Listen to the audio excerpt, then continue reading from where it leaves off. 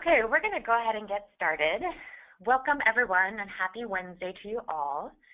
We are so glad that you're all joining us today to discuss the basics of MIPS participation. At least hopefully that's why you're here. If not, then I give you full permission to leave right now because MIPS is a fairly complicated topic that you probably don't want to delve into if you don't have to. But for those of us who do have to roll up our sleeves and deal with it, you are in the perfect spot because we're going to spend some time today discussing the foundational discussions you have to make to successfully report MIPS in 2017. Before we dive into the presentation, I'd like to give you a very high-level introduction to pMD for anyone who's not familiar with us. We've been around since 1998. We're based out of San Francisco, as you might have guessed from this slide, and we build user-friendly, high-quality software for medical organizations across the country, from small practices to large hospital systems. We have an amazing team that supports all of our products, which aside from MIPS reporting, also includes charge capture, secure text messaging, and care coordination software. My name is Kate Eminger, and my title here at pMD is Legal and Business Development Advisor. So I work on many regulatory issues, including the Quality Payment Program in MIPS. My colleague Becca Prince is also joining me today. Hi everyone, I'm a senior business analyst here at pMD. So what I do is I work on optimizing not only the business challenges that pMD faces, but also the business challenges facing medical practices today, including MIPS. And Becca and I work very closely together alongside our customers to ensure all quality reporting is completed as seamlessly as possible. And we're very excited today to be sharing with you all the knowledge about the MIPS program that we've gained in doing so. I'm going to quickly go through our agenda before we hop into the educational part of our webinar today. But even before I do that, I have two quick disclaimers. My first disclaimer is to please keep in mind that everything in this webinar is applicable only to the 2017 performance year, which feeds into the 2019 payment year. CMS has already started releasing information about the 2018 performance year, but that's outside the scope of this webinar. We're going to focus solely on the program for the 2017 performance year. And my second disclaimer is about transparency. Because MIPS is a brand new program and we're still in the transition year for MIPS, we've seen a lot of confusion about the program rules in both the marketplace and the industry in general. And one of the ways we at pMD decided to tackle this is by being completely transparent with our sources that support every assertion we make about the MIPS program. So later today, when we circulate the slides for this call and this presentation, you'll see that we provide citations for every assertion we've made. And we really encourage you to let us know if you're reading the same citation and disagreeing with our conclusion. Reasonable minds definitely differ, and we'd love to hear your opinions and interpretations on everything. And I'd really encourage you to demand this level of transparency from all of your vendors so that you feel assured that you are receiving the best, most accurate information. Okay, so let's talk about the agenda. The goal for this webinar is to give you the basic information necessary to make the foundational decisions to successfully report MIPS in 2017. Of course, each practice's situation and posture is slightly different, and we're always happy to talk with you about your specific situation. pMD believes very strongly in providing unparalleled customer support, and so when you choose to use our MIPS registry product, we make sure we address every question that you have, and we really work with you to delve into the details of your specific situation and figure out what is best in your scenario. So today we're going to start our agenda with a very high-level overview explaining what is MIPS, and from there we'll address how much data should you submit. Then we'll discuss how should you submit your data to CMS, and then how to decide will we report as a group or individually. Finally, we'll cover some of the exceptions to MIPS and the MIPS categories as we help you answer whether you need to submit MIPS and whether you need to submit all the MIPS categories. All of that will take us about 30 minutes to get through, and then we'll spend some time answering your questions. Hopefully some of you have already sent in questions via email, But if not, you can submit questions via the GoToWebinar panel on your screen. So if you go to that panel, it's probably on the right-hand side. If you can't already see the question box opened, then click on that little arrow or triangle. You have to click directly on the arrow or triangle, and that will expand the box, revealing an area where you can type a question and then click send or hit enter. So definitely go ahead and submit any questions you might have. We're going to try to address as many as we can, and if we don't get to your question, then we will definitely follow up later today or this week with an answer for you as we aim to really help you figure out all these questions.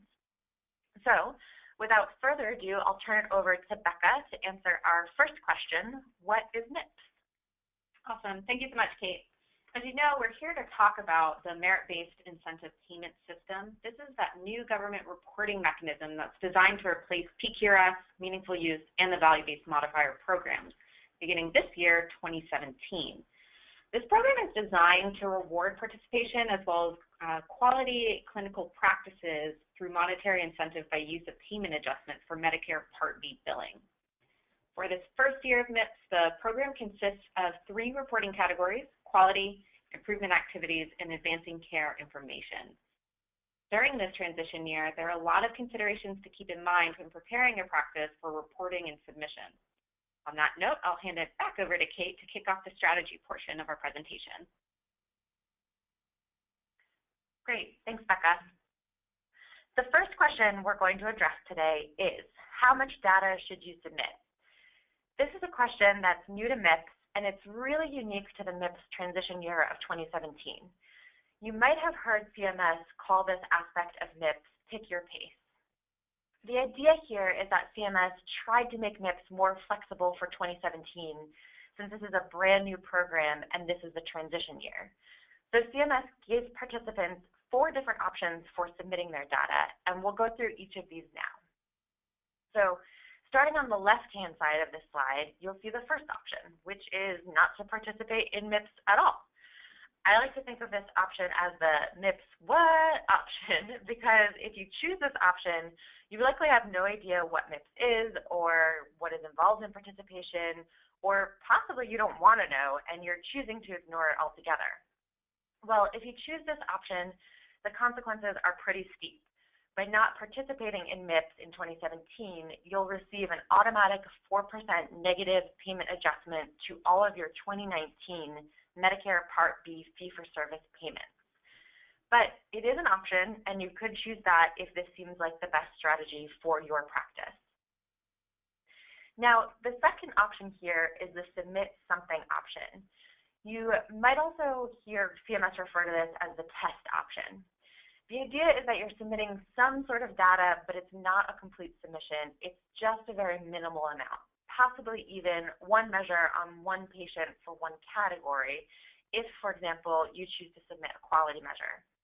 Now, I will note that the minimum submission amount varies per category, so if you choose this option, make sure you understand the category you're using to comply.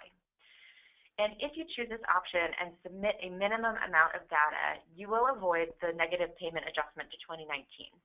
You won't get a positive payment adjustment, and you won't get a negative payment adjustment. You'll just sort of get a passing grade with no change to your 2019 Medicare Part B fee-for-service payments. So I like to call this strategy the stick your head in the sand method. And that's because you aren't fully participating in MIPS. You're not embracing the program and figuring out how to work it so you can be better prepared for future years. You're just doing the absolute minimum amount of work possible to avoid the penalties. The great benefit here is that there is very little work and you'll avoid the penalty, but that downside is that you're not taking advantage of the transition year to prepare yourself for future years as the MIPS program continues to expand. And you won't qualify for a positive payment adjustment, so you lose that opportunity as well. The third option here is the submit a partial year option. This is the 90-day reporting option that you might have heard people talk about. This involves submitting data for all 3 MIPS categories for a period of at least 90 days. It can be more than 90 days, and it can be any consecutive 90 days in the 2017 calendar year, but it must be at least 90 days if you want to choose this option. I like to call this the try option because you're really trying to understand what's required of MIPS and how it applies to your practice. This option is sort of a medium amount of work, but you will potentially receive a positive payment adjustment if you choose this strategy. You will avoid the negative payment adjustment, and you'll get a better view into what it's like to fully participate in the MIPS program. The fourth and final option for the MIPS program is that you can submit a full year. With this strategy, you are fully embracing the MIPS program and you submit all 3 categories for a full year. This is obviously the most work of all 4 strategies, but it really does help you prepare the best for future years of the program. We already know that in 2018, a full year of quality data will be required, so choosing this strategy helps you prepare for the future requirements of the MIPS program. So that's why I like to call this strategy the Prep for 2018 strategy. By choosing this option, you can qualify to receive a positive payment adjustment to your 2019 Medicare billings, and you will avoid the negative payment adjustment. I will note that there's nothing built into the MIPS program that earns you a better score for submitting a full year rather than only submitting 90 days with the submit a partial year option. But the real advantage to submitting more data is that you're getting that preparation we discussed. And also, you might have an easier time finding more measures that are available to you just because you have more data to work with. But in terms of scoring, there's no benefit to doing a full year over a partial year. So those are the 4 options when choosing how much data you should submit for MIPS. I will note that most of the groups we're currently working with are choosing the 90-day submit a partial year or try option. Even if they're collecting more data than 90 days, the plan is to take a look at that data once it's gathered and isolate the best quality for that 90-day period and then submit that.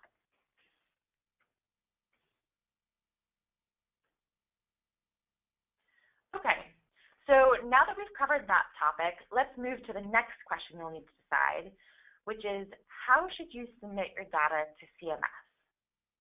To answer this question, we're going to take a look at a variety of submission mechanism options that you could use. But before we get into the specifics on those, a few preliminary considerations. So first, you'll want to consider the number of submission mechanisms you'll use. The MIPS program does allow you to use a different mechanism for each of the MIPS categories. For example, you can choose to report your quality category through a QCDR, and your ACI measures through your EHR, and your improvement activities through a registry. However, for the most part, you cannot use multiple submission mechanisms in the same category. So you cannot use both a QCDR and a registry to submit your quality category. You can't split any category between submission mechanisms.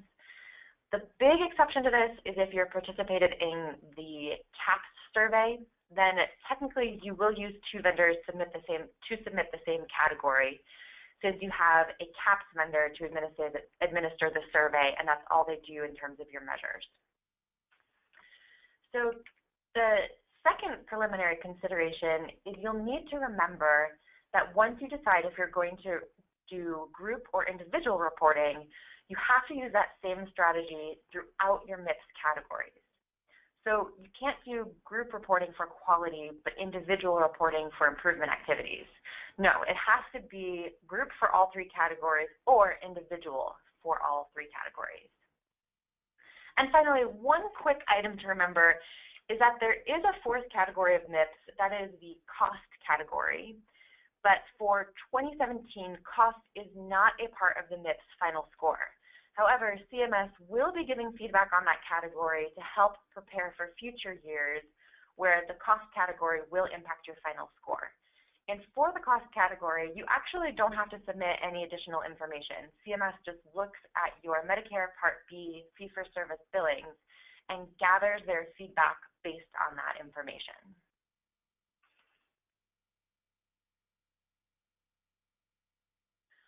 Okay. So now let's talk about the submission mechanisms themselves. A lot of these are similar to the mechanisms CMS used with PQRS, so they might seem familiar to you. There are 6 mechanisms I've listed in this chart, along with the permissible categories and strategies that you can use for each one. So you'll see that to the left of the middle dividing line on the chart, there are 3 what I think of as the most flexible submission mechanisms, because for each of these mechanisms, you can submit all 3 MIPS categories, and you can submit in both group and individual format. So these most flexible submission mechanisms are the qualified registry, the QCDR, and the certified EHR technology. Now, each of these has its own quirks and advantages and disadvantages. So, for example, the qualified registries are entities that CMS certifies to submit most or all of the generic CMS published MIPS measures. You can compare that to a QCDR, which is typically more of a specialized type of registry. QCDRs can actually create their own measures that CMS then approves, and the QCDR can submit that measure data on behalf of participants. So they tend to really have specialized measures that are relevant only to the specialties that they cater to. Then there is the certified EHR technology option, which is useful because EHRs typically have full clinical data contained within the system, which means that many EHRs can pull measure information directly from its data, which really streamlines submission of data. However, that also means that the available measures entirely depends on what data the EHR system has in it. So you need to make sure if you use an EHR that it has a sufficient number of measures that it can submit on your behalf. And full lists of the organizations that CMS has certified, both as certified registries and QCDRs, are available on the QPP website. Okay, so now looking quickly at the 3 partial options I've listed on this chart. These could certainly be used in the right situation, but as you can see, the available options are more limited in terms of which categories and strategies you can use if you're going to submit this way. So looking at claims, this submission mechanism is only available for individual submission of quality measures. You have to find another mechanism for the other 2 categories.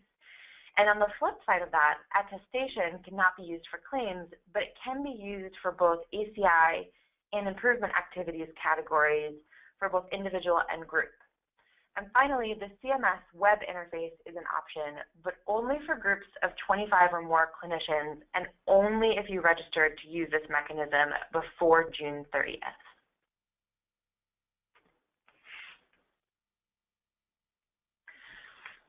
Okay, here is a quick overview again, just another way of viewing the data. These are the 6 submission mechanisms listed on the previous slide, but in a list form, broken out to the most versatile and then those partial options that we talked about. And just as a reminder, pMD is actually a qualified registry. So if you decided to use pMD as your vendor, that is the type of submission mechanism we would be using for you. Great, that covers our first 3 questions for our webinar today. And I'm going to pass it over to Becca, who will now talk about individual versus group reporting. Becca? Thanks so much, Kate. So as Kate alluded here, a question we commonly get is, should we report as a group or should we report as individuals? There's a lot that goes into thinking about what works best for your practice when making that decision. So what I've done up here on the slide, I've created a quick pro-con list so that we can take a look at things to keep in mind as you're making this decision. So with individual reporting, each NPI is scored individually, and the payment adjustment is awarded to their NPI, so providers can feel accountable for their performance. When reporting as an individual, both low volume and first-year Medicare exclusions apply. Keeping in mind that each NPI will need to complete all 3 categories solo. This can make it difficult for measure selection, making sure that you're meeting the minimums when reporting as individual. Whereas group reporting, each tax ID is scored on the group's aggregate performance. This means that for quality and improvement activities, not all providers have to be an active participant in each activity or measure. This makes selecting those measures a little bit easier because you're looking at the tax ID as a whole as opposed to each and every individual provider in your group. One consideration is that clinicians who qualify for low volume and Medicare exclusions will need to be included in reporting under the group designation, and all eligible NPIs in the group will receive the same payment adjustment. However, this does not include first-year Medicare participants. Those participants do have to be included in reporting, but they will not receive the payment adjustment in 2019. What we're typically seeing is that smaller groups are opting to go the individual reporting route, while larger groups are typically choosing group reporting. However, there's a lot of considerations on choosing what's best for your individual practice. So a follow-up question to this when deciding to report as a group or individual is, how does this affect our payment adjustments? So taking a look at if you're reporting as individual, being scored on the individual level, those payment adjustments are awarded to that clinician, to that tax ID NPI combination. When you submit as a group, you'll be scored as a whole tax ID, and that same payment adjustment will be applied to all eligible NPIs within that group at that tax ID NPI level. However, if an individual were to submit multiple reporting, for example, if they work under multiple tax IDs or submit through multiple methods, only the highest score will be used to award that adjustment to that provider. CMS will actually make that determination and award the higher of the multiple scores to that clinician.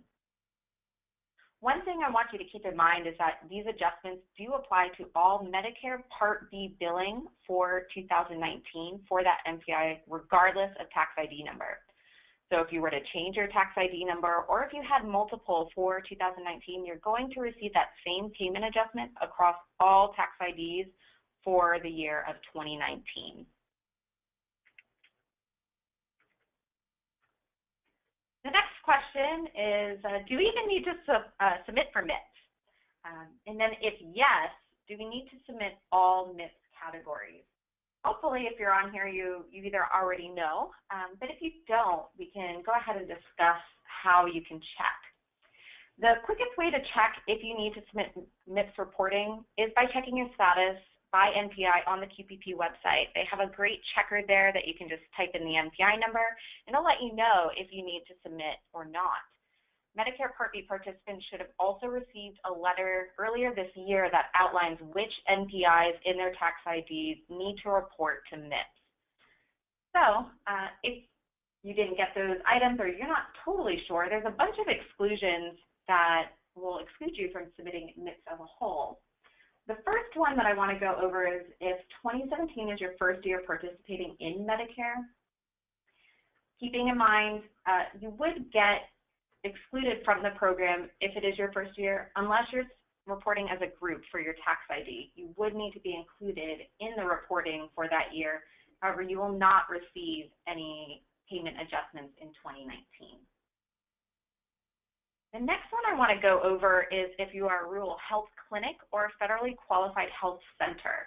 Clinicians participating in RHCs or FQHCs who provide services that are billed exclusively under those payment methodologies are not required to participate in MIPS. However, if any of your services are billed under the physician fee schedule, then you may have to qualify for reporting in MIPS and take a look at those resources available to see if you need to report. So there's quite a few exclusions up here on the screen that would keep you from having to report MIPS. And the next question, if none of these apply, are do we need to submit all MIPS categories? This is a really great question. There's a bunch of exclusions that are specific to individual categories that I'm showing up here on the screen. So we'll break it down and go category by category. The first one we'll discuss is the quality category. There's only one exclusion that applies for quality, and that's if you are reporting through a MIPS APM. If you're reporting as a MIPS APM, it crosses over with the spirit of the quality category. So you don't have to report that particular part of MIPS. The next one we're going to go over is the ACI category. As you can see here, there's a couple different exclusions. So if you meet one of these criteria, your score is going to be reweighted to the quality portion, bringing quality from 40% of your final score to 65% of your final score. I do want to point out for the hospital-based clinician exemption, it is an individual exception. There's no group-level definition. You can still do group reporting when doing this particular exemption, but those clinicians that aren't designated as a hospital-based clinician will need to still report ACI. And then finally, for IA, improvement categories, everyone needs to report this particular category. There's no total exclusions from this category. There are, however, some situations where reporting is optional. In order to get full marks in the category, you may need to do some additional reporting. And then there's also situations where you can report a reduced amount of activities to receive full credit.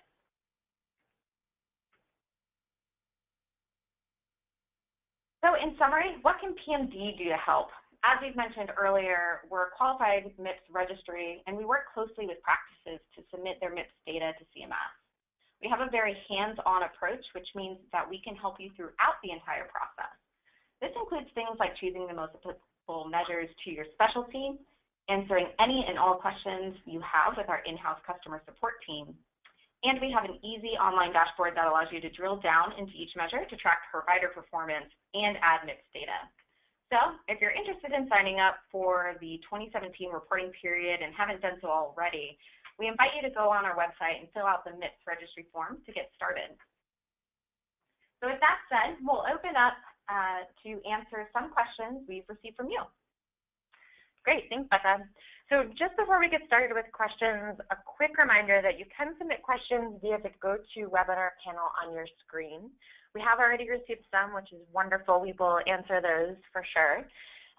But if you have a question that you want to submit, if you go to that panel and you don't see that little question box expanded, there's a little title bar and it says questions, and there should be a little box underneath that that you can type into. If you don't see that, go ahead and click on the arrow or triangle that's to the left of the word questions. Click directly on that arrow or triangle, and it'll expand the box, and that will reveal an area you can type a question and then click send or hit enter. And then we can send you a response too. And if we don't get time to answer your question today, or if by chance you stump us, we will definitely do a little bit of research and get back to you, or we'll just reach out and talk to you individually about your question. So okay, without further ado, we're going to go to our first question here. And the first question I have up is, what is a QCDR? This is a great question, and it makes me laugh a little bit because you've probably noticed that CMS has the tendency to use the exact same word but put like different words before it, which makes everything very confusing. And QCDRs, in my opinion, is a situation when this is happening. So QCDR stands for Qualified Clinical Data Registry. It is a submission mechanism by which you can submit your data to CMS to report for MIPS. And like we showed in that chart screen, you can use it to submit any of the three categories as either a group reporting or as individual reporting. Now, the difference between a QCDR, which is a Qualified Clinical Data Registry, and a certified registry, or sometimes you see it called a traditional registry, is that a traditional registry can only submit measures that CMS has approved itself. So it can only submit those measures that are listed on the QPP website as the quality measures.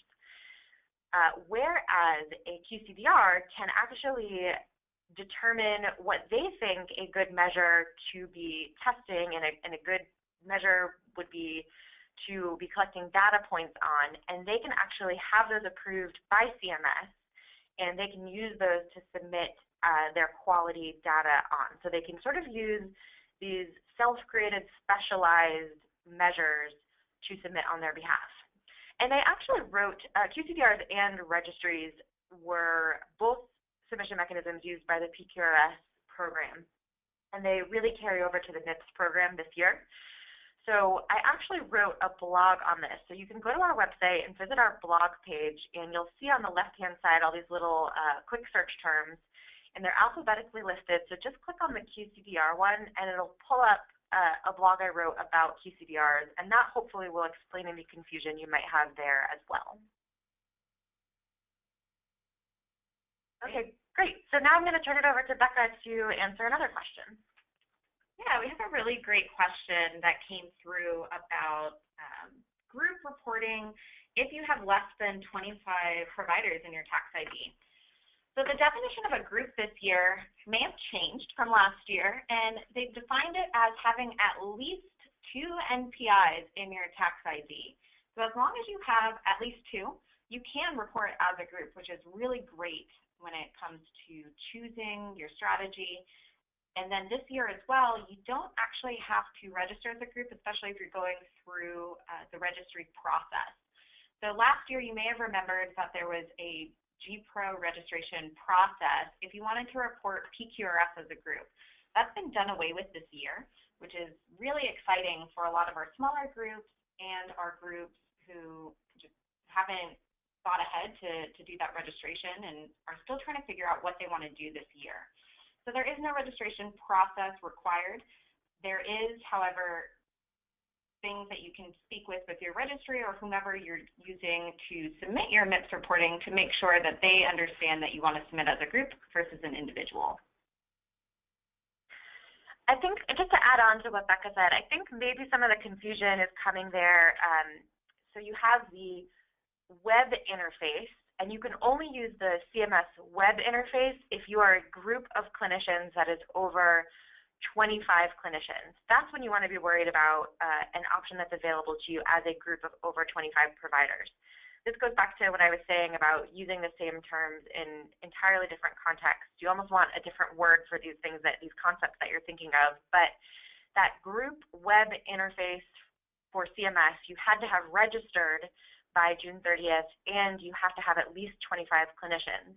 But if you just want to use any of the other submission mechanisms that we talked about, the registry, the QCDR, the EHR, as long as you have at least 2 NPIs in your TIN, like Becca said, then you can choose to report as a group and you don't have to register.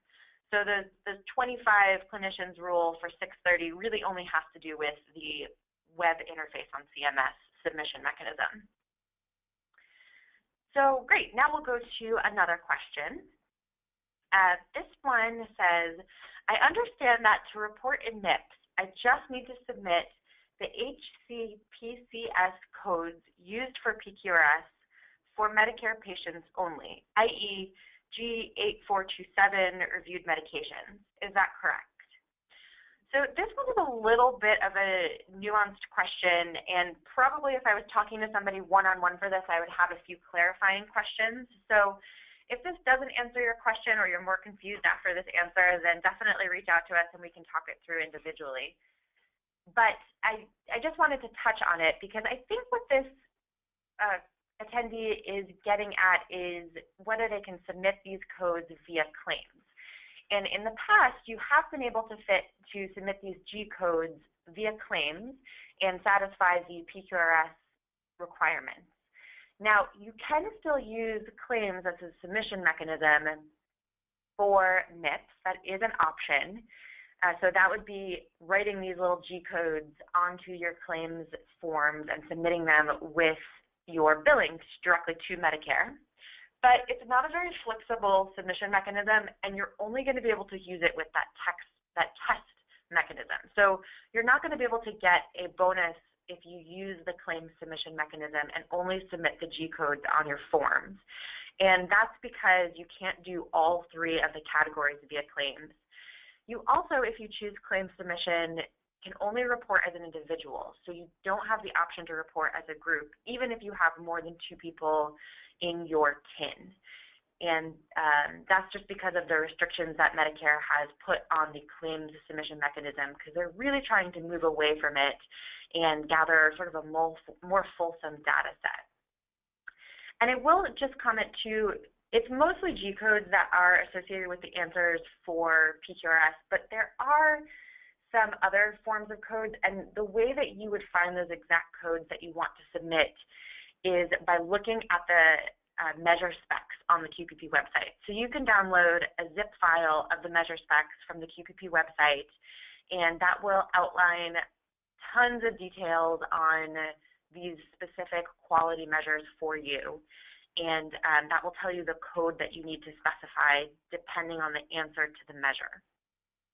So just to recap, you can do MIPS, you can satisfy the MIPS requirements with submitting these G codes on your claims, but you can only do it individually, and you really will only be using that test submission strategy that we talked about. You won't qualify for a bonus by doing it this way unless you supplement it with also submitting through a registry or some other submission mechanism for the other two categories. Great, thanks, Kate. The next question we have on here is actually a really great question. What if we're not on an EMR? How do we submit? There's a lot of information out there, especially just use your EHR company for reporting. Super easy, they'll take care of everything. But it's a great question when you don't have an EHR or if you aren't in charge of your EHR. So a good reporting option I would suggest to look into is to report through a qualified registry. You don't specifically need an EMR for the quality and the improvement activity portions. There are some improvement activities that are dependent on an EMR, but not all of them. So I encourage you to take a look at those and see what can be applicable to your practice. The only portion of MIPS that's truly dependent on an EMR is the Advancing Care Information section. It's the replacement to meaningful use, and as you know, meaningful use in previous years is specifically on utilizing your EHR technology to its fullest capabilities in a meaningful way. So what I encourage is to open up a discussion with a qualified registry on how you can report for MIPS this year and discuss your options for ACI on whether you qualify for maybe one of the exemptions for that category or what you can do as far as what strategy works best for your practice. Okay, great.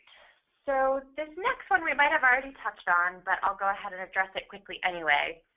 It says, I saw that you needed to apply by June 30th for a group. What if we wanted to report as a group, but it is after June 30th? So I think the confusion here is around the difference between, like I was saying, that web interface on CMS submission, which is only available to groups larger than 25, and also to use that submission mechanism, you had to register by June 30th. So if you're a group that's over 25 clinicians and you wanted to report via the web submission, but you didn't register since it's already August, that would not be an available option for you any longer. But to clarify, if you're just another type of group, whether you're above 25 or below 25, and you don't want to use the web interface to submit your data, you just want to use maybe a registry or a QCDR or your EHR to submit your data, then you can still report as a group. You do not have to apply by that June 30th date. That's not applicable to just standard group reporting through a registry or an EHR or a QCDR. If you wanted to apply, or if you wanted to submit as a group, you just have to tell your vendor that you want to submit as a group as opposed to individually, and they will report that data in that fashion to CMS for you. That is different than PQRS. For PQRS, if you wanted to report as any sort of group, they called it that GPRO reporting option, then you had to apply and get approved by June 30th of last year. However, new for MIPS makes it more flexible. You do not have to apply by June 30th. You just tell your vendor which way you want to submit your data, and then your vendor will submit that accordingly for you. So yes, you can absolutely report as a group even though it's after June 30th at this point. This next question has to do specifically with quality measures. Should I submit more than the 6 required quality measures? That's a great question. We didn't totally touch on the requirements for quality in this webinar. For those of you that are listening in, the quality section for maximum points is to submit 6 different quality measures.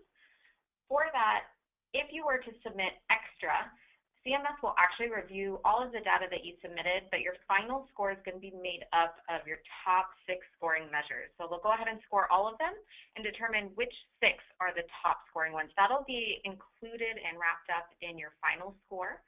However, one thing to keep in mind is that these scores for MIPS will be published by CMS, meaning that patients or anybody can look them up and see how well you did on these various scores. So if you submit one over the 6 threshold that maybe you didn't do so great in, people will have access to see that. So it's totally up to you on how you want to do that, or if you just want to let CMS determine your best 6 and submit more.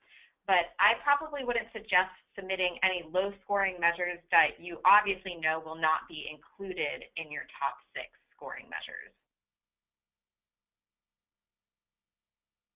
Okay, great. So this next question says, I am a physical therapist and I provide services in a physician-owned clinic, and I am enrolled/credentialed under CMS to practice under the physician's tax ID. Do I report MIPS still, and do I do it as a group? So the first thing I would say is that you want to check your eligibility on the QPP website. So if you go to the QPP website and you submit your NPI, then that will tell you if you are exempt or not. So assuming that it tells you that you are not exempt, that you do have to submit MIPS, then you want to move forward with those other questions that we talked about. And there's a variety of different answers to your questions. So for example, do I report it as a group? You can report as a group, but you're going to have to work together with the other physicians or other MIPS eligible clinicians in your practice in order to do that, because you do have to meet a certain reporting threshold. And if maybe the other physicians or other clinicians in your group and that tax ID aren't cooperative, then, or maybe they don't want to participate in MIPS for some reason, or they've chosen a different strategy, then you can still always participate as an individual. And when you participate as an individual, you are graded individually. You have to meet all of the thresholds and requirements based on your own practice and your own data for 2017. But then you get your own individual payment adjustment amount and your own individual score. So you really sort of are a standalone island in that situation. If you can get the other physicians in your group to participate with you, then meeting the requirements and the submission thresholds can be a little bit easier. It can be a little bit more flexible because you have sort of the power of the group lumped together to be able to work towards these goals.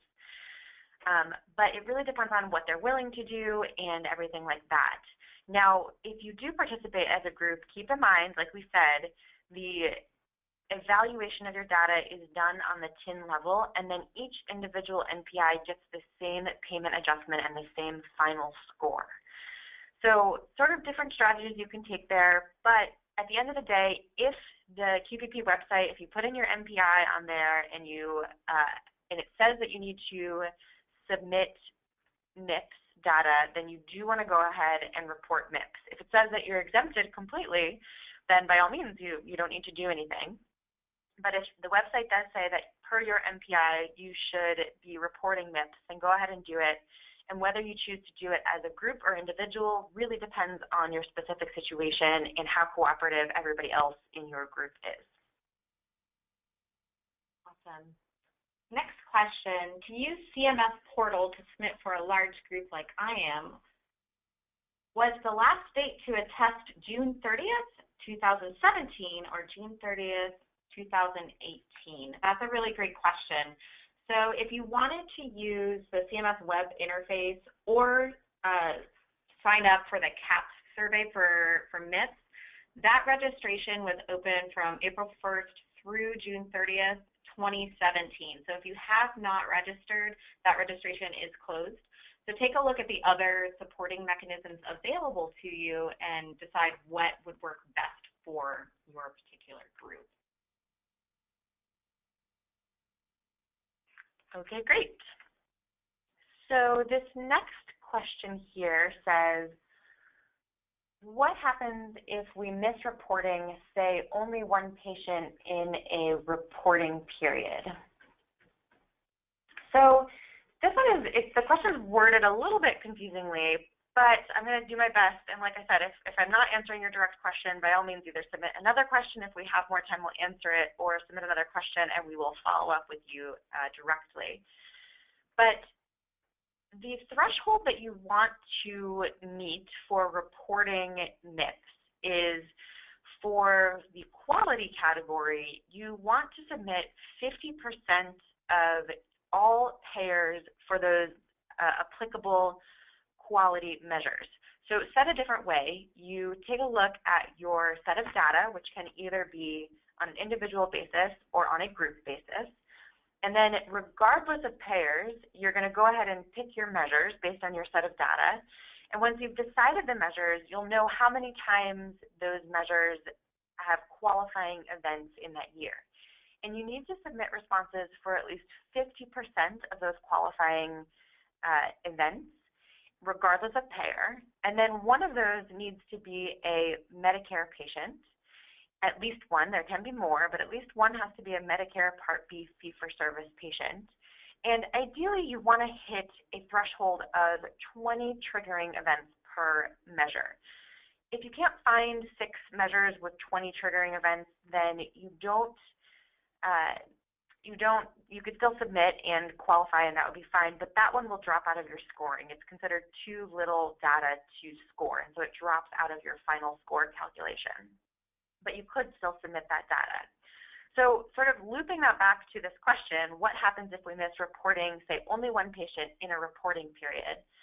That potentially could be fine as long as you are hitting your 50% threshold for that reporting for that measure.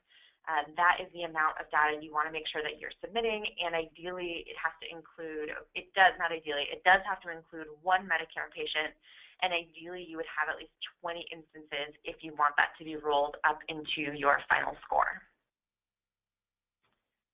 All right, this next question I believe has to do with the low volume exception. There's about 3 of us, and we are a home visiting physicians group, all working part-time, and have about 92 visits per month. Are we exempt?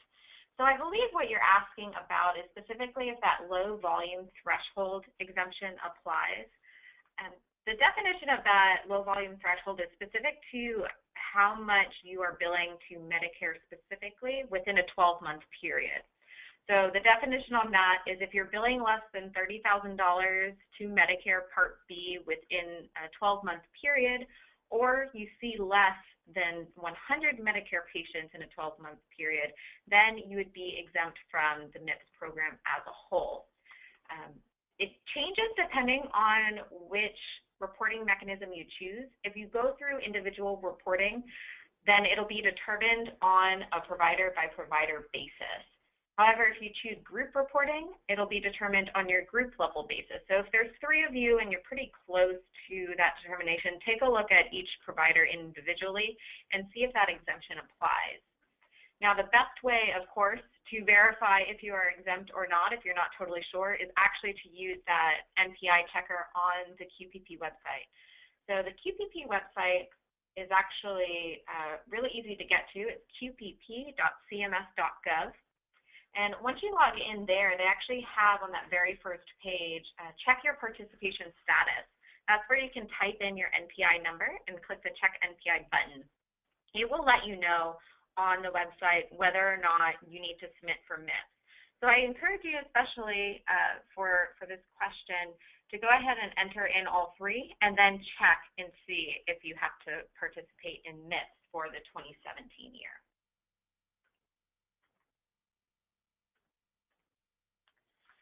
Okay, great. So this next question is, what are some of the reasons a practice should ask for an exclusion? So first, as a note of clarification, there are exceptions to MIPS and to certain categories, and those are the ones that Becca went over, and almost all of those are applied automatically. So for the hospital-based exception, that's something that's automatically applied. CMS evaluates it for you. For the low volume threshold, that is something that CMS evaluates and they apply it for you. If you're participating in an APM, same thing. It will be applied for you. So you really, there's not anything for the most part that you would ask for an exclusion on. It's really things that are automatically applied. And like we said, you can go to the QPP website and you can find those out by inserting your NPI and going through that process and reading the exclusions that apply to you. Now, sometimes those exclusions are confusing, so again, I feel like a broken record saying this, but we're happy to look through something with you. If it's confusing to you, just give us a call and we can walk through it. Now, the one exception to this is that there is an application for the Advancing Care Information Hardship exception. This is the one thing that you can sort of apply to and ask for an exception to only this specific category. It would basically, if they granted this for you, allow you to not submit ACI and your score would be reallocated so that the percentage that would normally go to the ACI category gets reallocated to the quality category. And there's only 3 reasons that CMS will allow you to apply for and receive this exception. And there is an application for you to do this. It's on the QPP website right now, and you can find it. It's called the Hardship Exception Application. And the 3 reasons that they'll allow you to do this are if you have insufficient internet connectivity to have an EHR at the place that you practice, if you have extreme and uncontrollable circumstances at the place that you practice, and therefore you can't have an EHR, or if you have a lack of control over the availability of certified EHR technology. Now, as we know, the ACI category really only applies to how you're using your EHR technology. So each of these reasons relates to why you could not use EHR technology. We haven't really seen a lot of groups that are able to take advantage of the insufficient internet connectivity or extreme and uncontrollable circumstances exceptions. Those are pretty rare, but the lack of control over the availability of certified EHR technology is something that we've seen for groups that typically it's for groups that have more of a hospital or nursing home-based practice. So for example, if you're a practitioner that goes into a variety of different nursing homes and you do some work there at those locations, those don't fall into that hospital-based exception. But since you're not a part of the administration at those nursing homes, you don't have any control over the certified EHR technology that is used at that location. And that would be that 3rd reason there. So that would be probably a good example and the one that we've most commonly seen for why you would want to be applying for a hardship exception to ACI. All right, this next question, we have a new MD join our group August 1st. For the low volume exception, is it the aggregate of his claims for prior practice and our practice, or is it also by tax ID number? This is a really great question. So we talked briefly about how the low volume threshold works, but how is it really applied and determined? Again, for that MPI, I totally suggest put it into that QPP website and take a look at how it's broken out. So they'll actually look at the claims. They determine it by tax ID. So his determination for the prior practice will be separate from his determination for your current practice.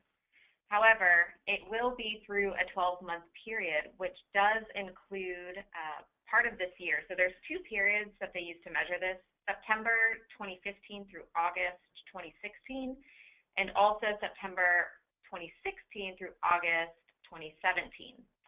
Now, if he is listed as low volume threshold for wet and tax ID and not the other, I do encourage to go ahead and submit for MIPS. That way, that particular MPI won't get dinged when it comes time for the adjustments to take place in 2019. Also, if your group ends up deciding to participate as a group for reporting, that designation of low volume applied at the individual level will be overridden. So if you do decide to work as a group for MIPS, you'll want to include that new MD in the reporting. Okay, great. So before we answer these last few questions, just a final reminder, if you have any more questions, please do submit them in that questions box. Just sort of a final ring. Like I said, if we don't get to them in the next 3 minutes here, then we will follow up with you and answer your questions, and we'd be happy to talk to you about your specific situation and talk you through what seems like a good strategy for you with your various considerations. So, but last call for questions, definitely submit them if you have anything else that you would like to know about the basics of MIPS participation. So that being said, I'm going to answer this question. It says, so I can attest on CMS website for my 5 providers that the registry can submit as a group for my providers for CQM. This is, again, one of these questions I'm going to take a stab at answering, but if I'm not answering your exact question, then by all means, give us a call. We'll talk it through directly. And so the first part of this question that's jumping out to me is about attestation versus using a registry. So yes, you can attest on the CMS website for those 2 categories that we talked about in that chart slide that I had up a while ago.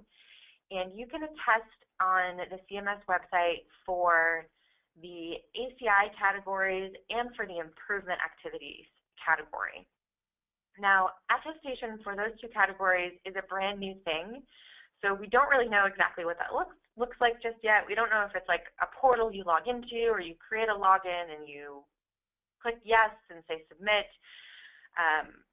So we don't know the exact what that looks like yet, but it is in the final rule that you will have an attestation mechanism available through CMS for those 2 categories. And you can use it for either group submission or individual submission. But as you're hinting at in this question, you can't use that for quality submission. You can't use the attestation mechanism for a quality submission. So you would want to do that through a registry or through one of the other submission mechanisms. Now, you do also reference in here CQMs, which are sort of a different type of measures altogether. So if you had those specific, then you would want to talk about selecting those measures and really talk that through with your registry. But for the most part, you are correct. You can attest for your providers through the website for 2 of the categories and use a registry to submit for some of the other ones. Right, thank you everybody for such wonderful questions. As we mentioned before, there are quite a few that we haven't had a chance to get to, and we're going to be following up with each of you individually just to make sure that you have a clear answer to the questions you have submitted. But we're going to go ahead and wrap up our webinar here. Thank you everybody so much for attending and joining us as we go through MIPS together. Of course, if you have any additional questions or you want to learn more about pMD and what we can help you out with, on the slide here we have our contact information. Please feel free to reach out to us with any other questions that pop up, or if you want to talk more about how we can help you with MIPS this year. Thanks everyone. Have a wonderful day.